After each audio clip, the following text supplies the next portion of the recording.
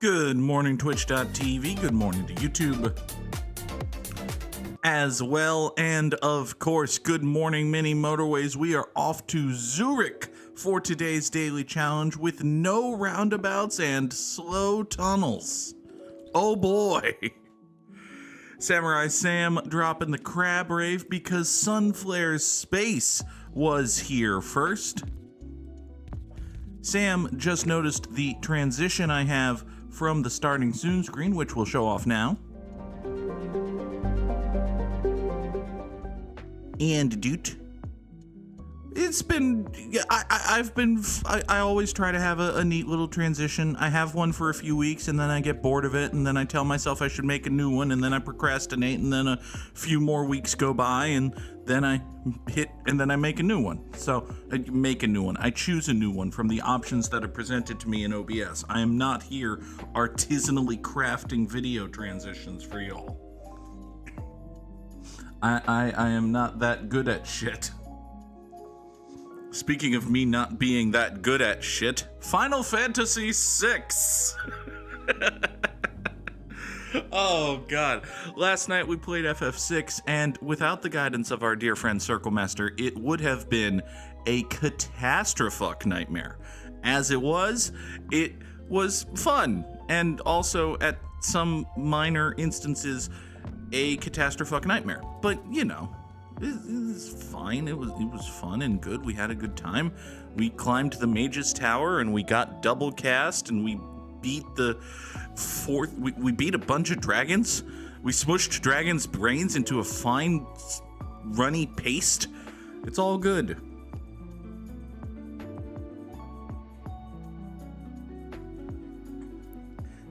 There were moments where I considered switching to Power Wash Simulator, but you know, Circle Master was kind enough to point out that everything I was doing was optional stuff. I was the one who chose to go up the damn Mage Tower and also to keep going up the damn Mage Tower. The realest of real problems didn't come until I was trying to get down the Mage Tower.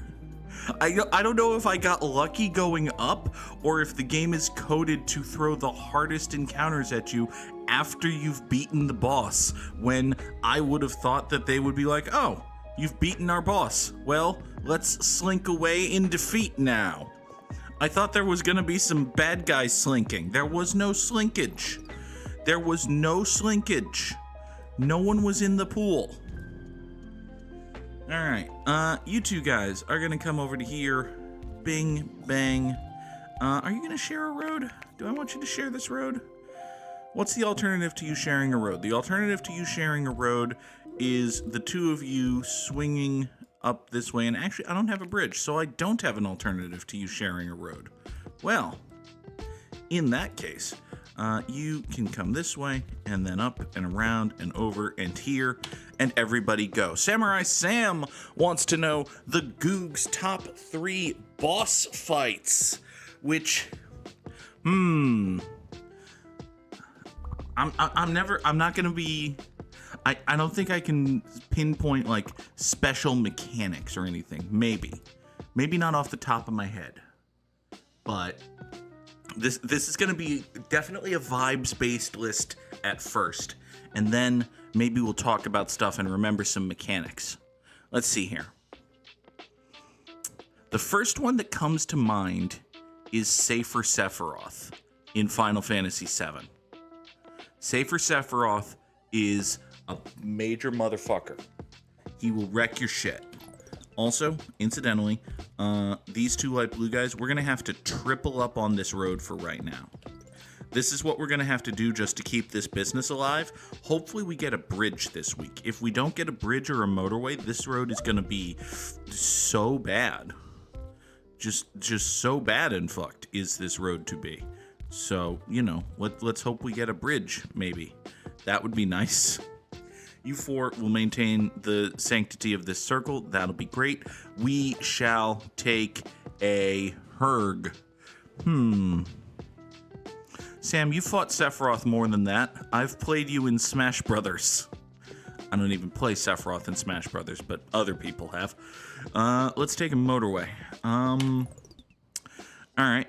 Having successfully taken a motorway, I do know what the I do know what Sam means, and yet I still think he's talking about Kingdom Hearts or something. He does destroy the solar system several times each battle. That's a thing that he can do. Safer Sephiroth is a motherfucker. Listen, if you go into... Here's the thing with Safer Sephiroth, and listen, most people have played Final Fantasy VII, so this isn't spoilers or anything, but also, here, I'm discussing the finer points of the mechanics of the final 2 boss fights in Final Fantasy VII. You have to go into the Safer Sephiroth fight directly after a 3-pronged combat for which you were told to break your team into groups of 3. Into 3 groups. You have to break your team into 3 groups to fight Bizarro Sephiroth, who has like 9 parts and does 8 different things that kill you. And then, whichever one of those groups has Cloud in it, goes directly into a fight with Sephiroth again.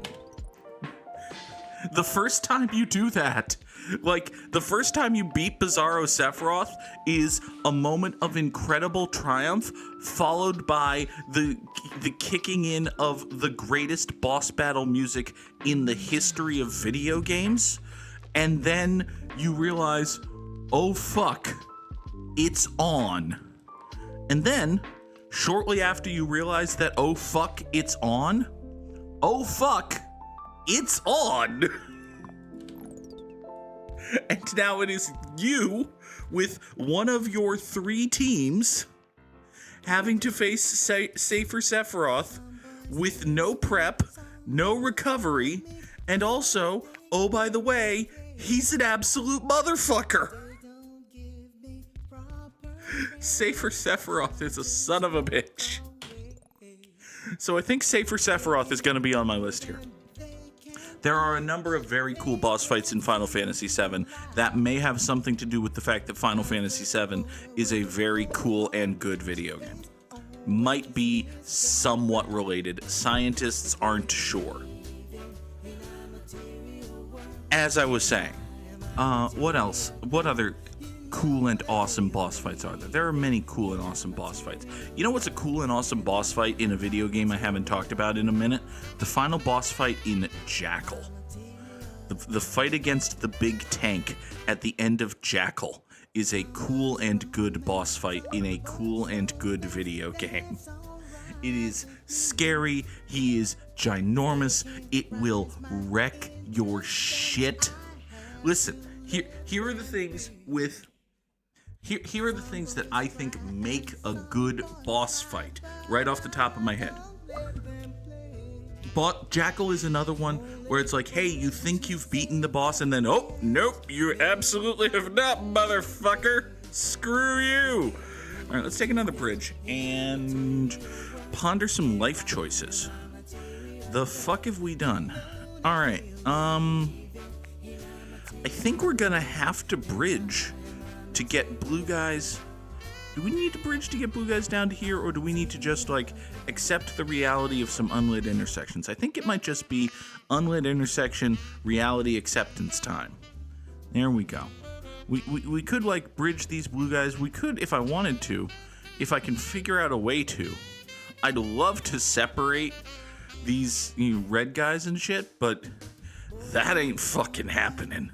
Like, I don't think I can't bridge these blue guys here. This road needs to exist to get these red guys up here. I guess I'd have to redraw the light blues would have to go up and over and around. Yeah, okay. Alright, listen, we're okay. We're okay with all of this. You come this way. Fine and fair and good. And that means... Hold on. Now, if I do that... Yeah, this bridge will go away. These light blues will come in right here. That'll free up this corridor for these blue guys to verp. And, okay, you're going to have to, like that, in order to... Oof. Oh, buddy and friend. Oh, buddy friend guy. Seriously? Seriously. Okay.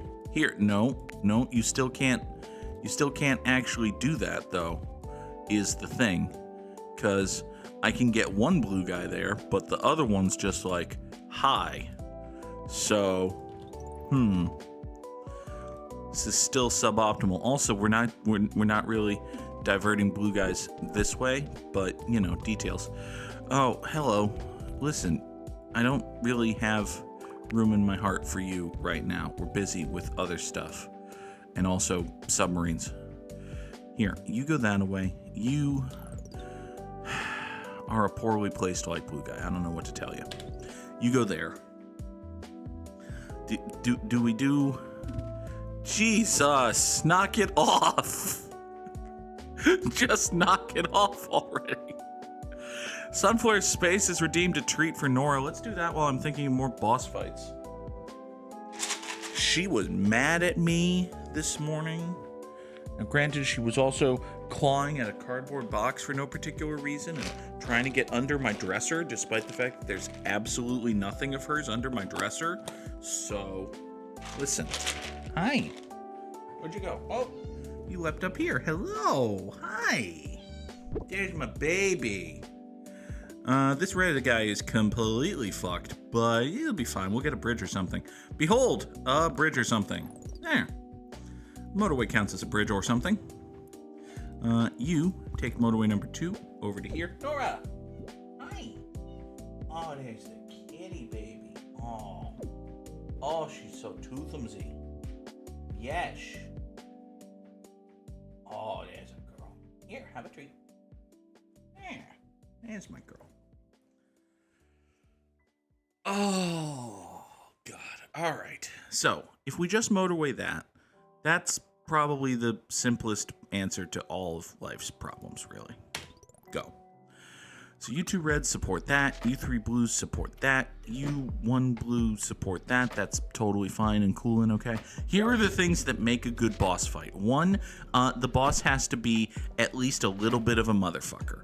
Like, you have to want to kill the guy, either because his character is a shitbag, hi Seymour, or because he's an absolute dickwagon, or because he's tough. Like, a good boss fight has to be at least a little bit tough. There has to be a moment where you think, oh fuck, I'm going to die. And that may or may not be after the player actually fucking dies. Like, the first time you face a boss, especially in like an RPG situation, the first time you face a boss who the game intends to be a motherfucker, it's okay if it has what appears to be a completely random fuck you I win button. If a boss has what appears to be at first glance a completely random fuck you I win button, that's okay, as long as the completely random fuck you I win button is not actually completely random. If at any given moment your boss can cast L3 death and your level 30 party is just completely fucked, that's not great. If at any given moment, for no particular reason, your boss can, say, Final Attack Ultima, which does 7,000 damage in a game where the max HP of any creature you've ever encountered that has been in any way friendly to you is like 2,500. For instance, that's actually bad, right? Now, eventually... Now, this all assumes that you've been, like, kind and generous with save point placement and all of that. Oh, by the way, here's a good boss. Here's a good boss. And I realize I'm going back to the Final Fantasy VII while. We don't talk about that game here, Westwind. Please don't discuss it positively again. Thank you. Here's another good Final Fantasy VII boss. The Demon Wall in the Temple of the Ancients. There's this boss that is a wall made out of skulls and death and whatever that comes at you and will wreck your shit. Okay? Now, at first glance, this boss appears to be a complete and total motherfucker.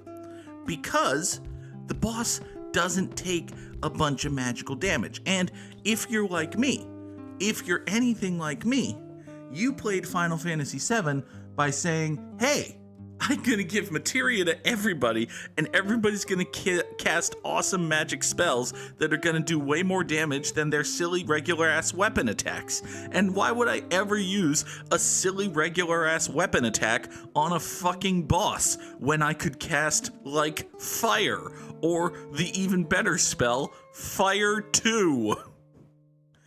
That's right, I was one of those kids who grew up with the more advanced versions of spells just being called that spell 2, which is apparently controversial now because it's all Fire and Firaga. Fire 2, back in my day we called it Fire 2. Rah. My day was 1997.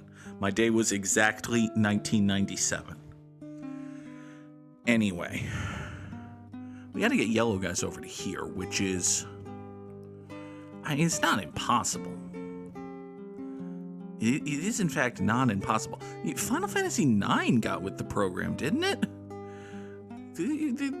I don't even remember how shit worked in Final Fantasy IX. It's been a while since I played Final Fantasy IX. I kind of want to play Final Fantasy IX, but I keep putting Final Fantasy IX on the poll, and it keeps not winning. So I think the people have spoken with regard to Final Fantasy IX. Anyway, still got to get yellow guys over to here. I've got these yellow guys here. I'm never going to get Roundabouts, which is a problem because I want some. But, you know. Here, we're just going to come this way. We're going to pretend that it's totally cool for you to share this road just like that and go out that way. And here, we even get a light blue guy to support this distant light blue guy way the fuck over here. Good morning, Trombone Dalek. Where was I going with this? Oh, right. The Demon Wall in Final Fantasy VII is an absolute motherfucker because it's a big fucking wall made out of skulls with shit-high magic defense that can wreck your absolute shit, okay? This is a recipe for a motherfucker of a boss. However, here's an additional thing that you can have to make a good boss fight. There has to be some way to beat your boss that kinda sorta feels like cheating that isn't actually legit cheating, right? I'm not saying it has to have a gimmick or a glowing weak point, but I am saying that gimmicks and glowing weak points are good examples of the thing I'm talking about, which is your boss has to have he has to be in some way, once you figure out how to beat him, not quite a bit of a chump, but like beatable, right? Here's a good example of this. There's a Seymour fight in Final Fantasy X. All of the Seymour fights kind of work like this. Some of the Seymour fights are more of a motherfucker than others. Oh, by the way, spoilers for Final Fantasy X, you fight Seymour.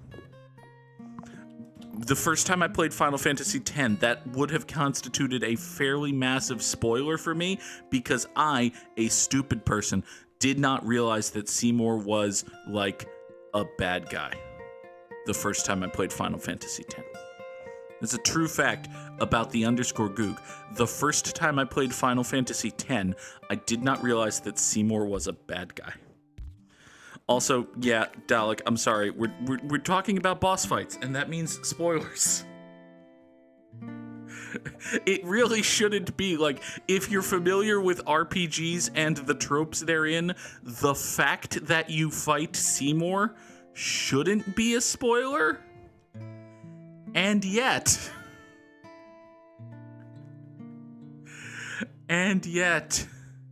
how did his character not give those red flags the second you met him? I mean, I'm bad at dubbing stuff. And also, it was like 2002 or something. So, I was 15. All right, motorway number 3 is going to exist to get these yellow guys way the hell down to here. That's going to be cool, good, and fine. It's going to be all those things in that order. This road is going to get kerflappinated And you are going to come out this way, like so. Bing, into here. Bing, bang, boom, into here. Unfortunately, we're going to have a slow-ass fucking tunnel going this way. Actually, you know what? We can restructure so as to minimize the slow tunnel assness, but we're still going to have some slow-ass tunnels. So sorry about that. Everybody go. Get me this tunnel back. I need this tunnel back. I also need, oh fuck, I need to get green guys down here now. Oh, nope, never mind. It was a problem, and then bridges happened, so we're cool. You're okay. You are tremendously placed. I like that a lot. Hey, tunnel guys, can I, not tunnel this now, please? Thank you. All right, you, tunnel guy, go. Oh, problem. This is gonna be a slow fucking tunnel. Oh, there's so much tunnel happening here. This may or may not actually be good. All right, so there's a Seymour fight in Final Fantasy X where he basically telegraphs to you, hey, I'm using this element now. You remember the whole gimmick of the elemental system in Final Fantasy X? How things of one element are thereby vulnerable to the opposing element, and how we're just going to pretend that lightning and water are opposed to each other as opposed to one of them just absolutely nuking the other? Yeah, let's do that. I'm using lightning. What does that mean, buddy? So there's a Seymour boss that just switches elements every time you hit him and uses attacks in a predictable order, and you can figure out how to beat him, and he's kind of a chump. That's an example of a pretty good solid boss fight. Maybe not one of the best boss fights or my favorite boss fights in the history of the world or whatever, but hey, one of those, actually, now that I think of it, here's another element of a really good boss fight according to the _Goog. Fucking kick-ass battle music. Not an original statement or anything, but if you can play the hardest ass butt rock while kicking your dad's ass, then that's absolutely tremendous. And I feel the need to not say what video game I was just talking about, because that would constitute a fairly massive spoiler for that video game. But, you know. Alright, I think I've named 3. The Goog's top 3 boss fights are Safer Sephiroth, the big tank from Jackal, and the time in a video game where you get to listen to awesome butt rock and also murder your dad. So, yeah. Anyway. Getting to murder your dad probably counts as a thing you can do to have a kick-ass boss fight according to the _Goog, which, come to think of it, probably just says more about the _Goog than it does about anything else. This red guy over here, incidentally, is cafucculated, so let's fix that. Let's figure out a way to fix that. There is, I'm sure, a better way to fix that than this, which is what I'm doing. You and you go out over to here. Hey, congratulations, guys. We've figured out how to solve shit cancer. And shit cancer is solved by taking these dudes here and running a bridge that goes this way and then this way and then into this red business and then way the fuck down here, and now you 3 don't have to deal with that guy.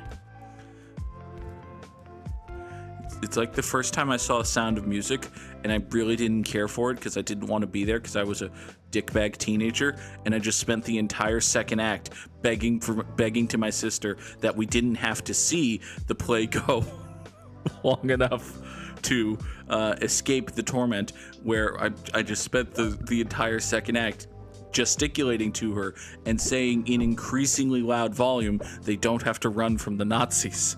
We don't actually have to see them run from the Nazis. It turns out, spoilers for The Sound of Music, they don't actually spend an entire act running from the Nazis.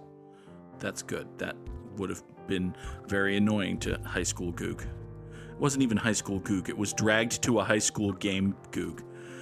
What game made the first boss? I mean, the first boss fight in a video game was probably in the first video game with fights.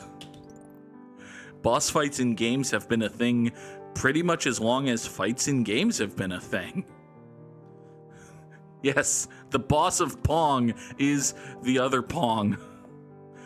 Byron Mask wants to know the Goog's top 3 villains in musicals, which, listen, I know you didn't say Disney, but we're basically doing Disney here because, I don't know. Oh, the villain in The Guy Who Didn't Like Musicals is capitalism, right?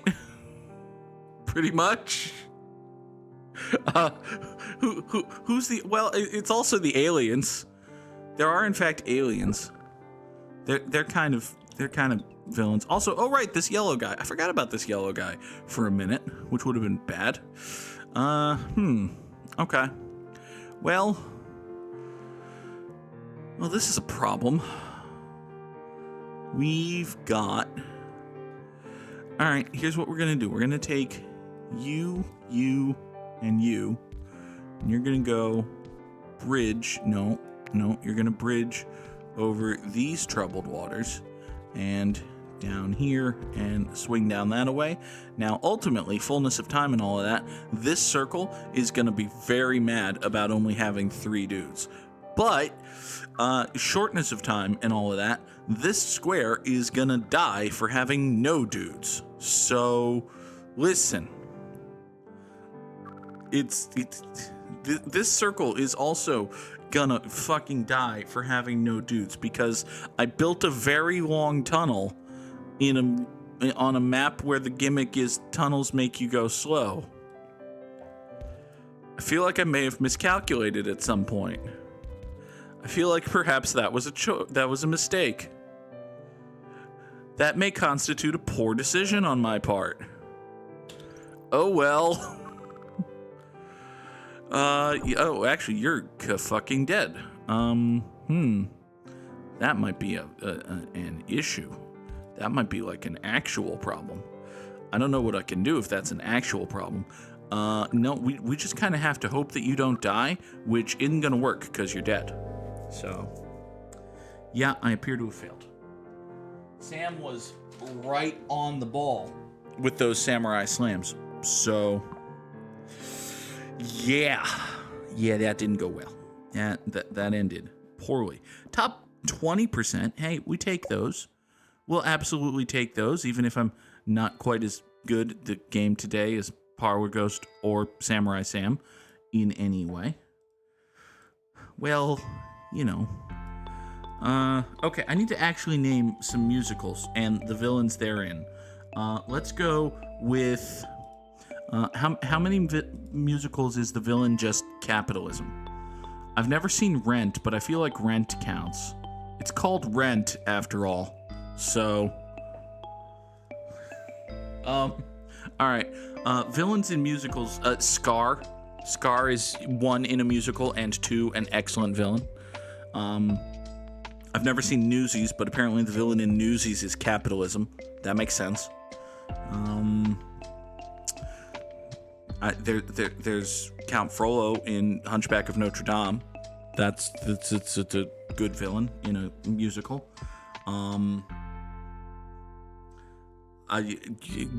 Annie, the villain of Annie is capitalism and also the reluctance of Daddy Warbucks to be a good person, I think. I think I've seen Annie once.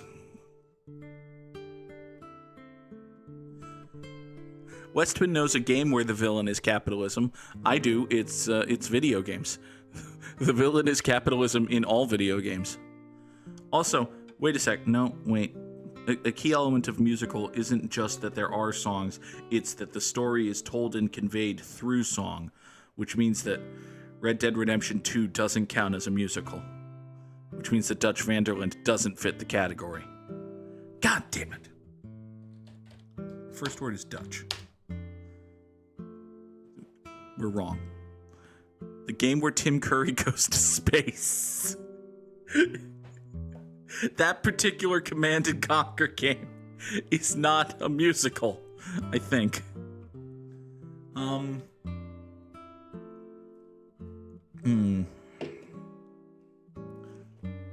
Actually, wait a second. There's a bit in Final Fantasy VI where the story is told through song, which technically means that Final Fantasy VI is a musical. Which technically means that Kefka is a villain in a musical, which doesn't change anything because Kefka's a fine villain and he's amusing and all of that, but he's not going to crack any of my top favorite villains lists or anything. Final Fantasy VI is a good video game, which was released at a time where being a good video game means that people will call you the best video game of all time because so many video games are bad. Now listen, there are still bad video games, but anyway, let's see here. It could be major. It could absolutely be major. None of the letters in major are in Dutch. And for a second, I thought that was also going to be all gray, which would have been bad. But hey, we found something. Could it be honor? No, because there's an H in honor. Okay.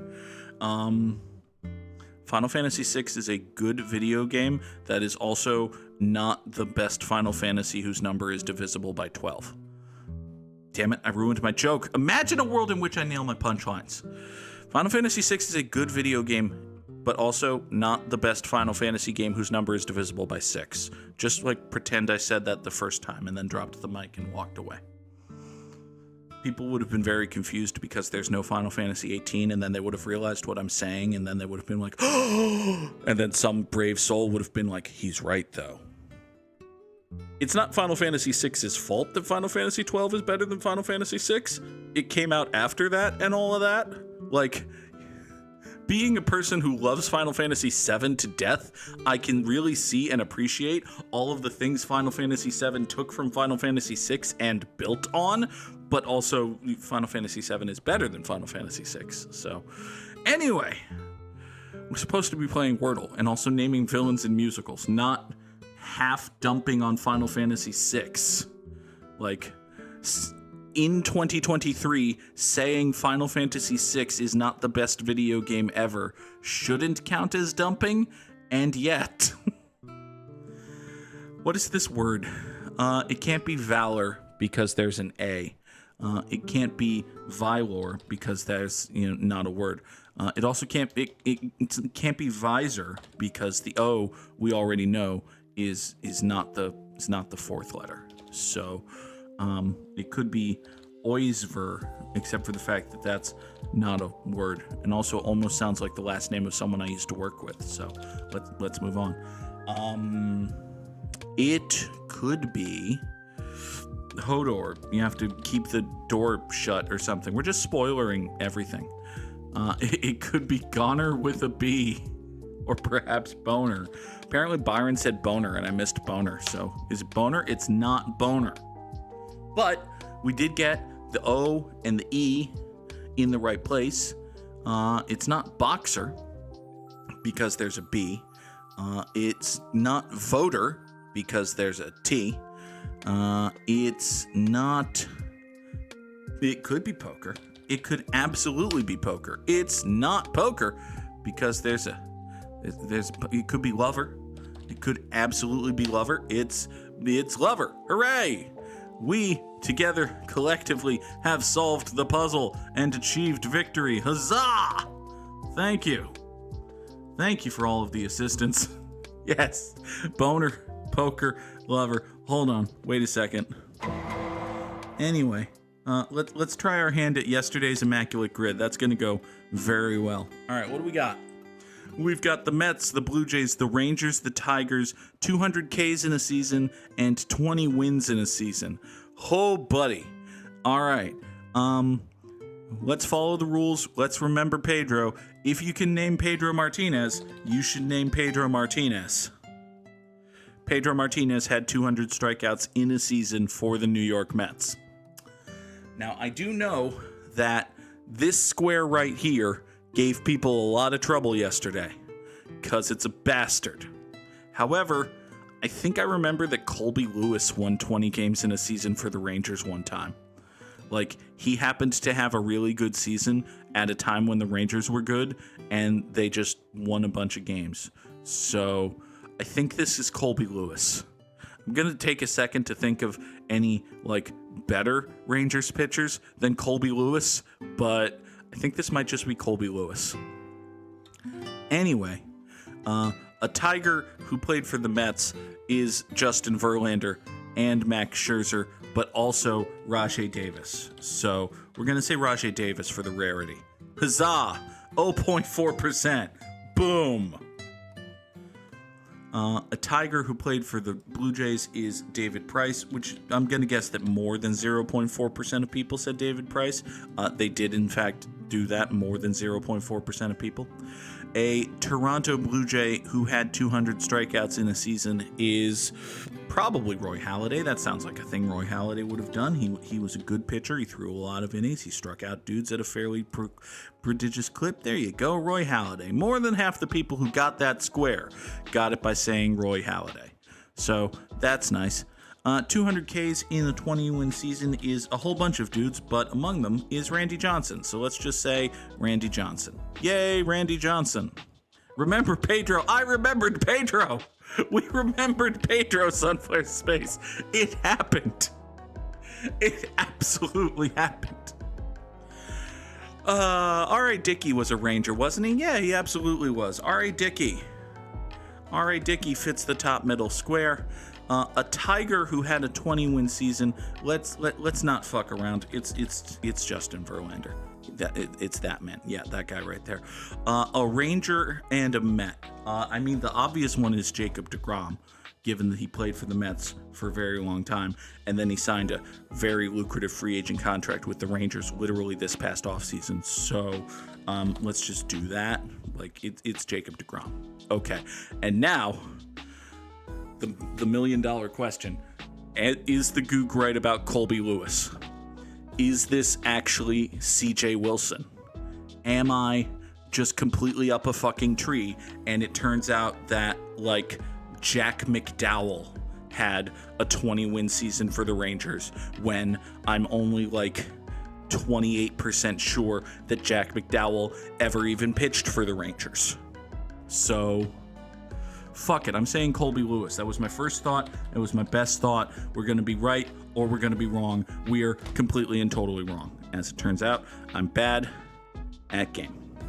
There have been three dudes, one of whom was Kevin Brown, who I could not have told you was a fucking Ranger. God damn it. Now listen, on the one hand, it is not great that there is an immaculate grid thing with only three dudes. On the other hand, well, listen, I've been doing a thing, and by been doing a thing, I mean I started doing it yesterday.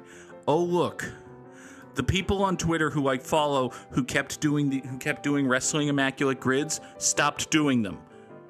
And I'm not going to call them lazy or anything because it's difficult. It's hard, but also I did the Thanos gif, and I said, fine, I'll do it myself. And therefore, every day that I remember to do it and feel like doing it, if you go to twitter.com/the__Goog, you can do a professional wrestling immaculate grid. And we will spoil this the next day here on Gimmimimim. This is yesterday's. There will be a new one that goes up at let's say 10 o'clock today, because that's when I scheduled the tweet for. I've already made it. So, here's a Pro Wrestling Immaculate Grid for you. An NWA champion who was Intercontinental champion is Jeff Jarrett. Jeff Jarrett was the NWA champion when he was in TNA. He was the Intercontinental champion when he was in the WWE, obviously. An NWA champion who was in WWE. Listen, I put a whole bunch of things together and I rolled a random number generator, and one of them was in WWE, which is like a fucking free space. An NWA champion who was in WWE is Ron the Truth Killings. There you go.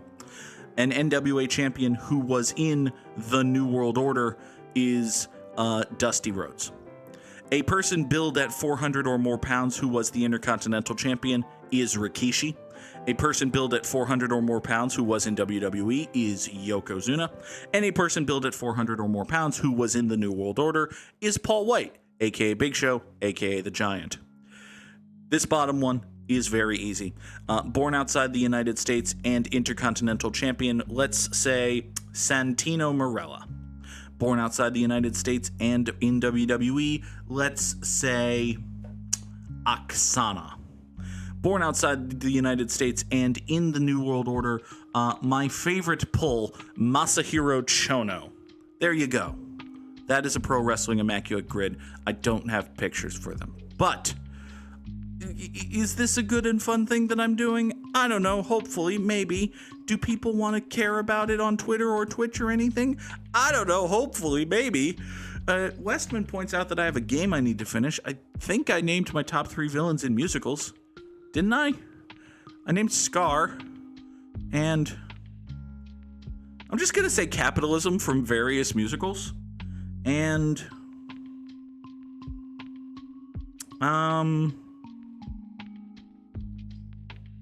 aliens from aliens and also musicals. Musical aliens from the guy who didn't like musicals, which is a good musical.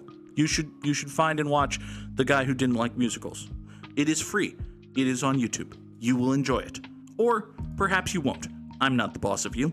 What I am is a person who has to sneeze, but first, a person who wants to thank everyone for watching Good Morning Mini Motorways. I will be back tomorrow morning at 7 o'clock Eastern for another edition. Later today for the folks on YouTube, there is more Final Fantasy VI, so enjoy all of that. I will talk to you later, everyone. Bye-bye.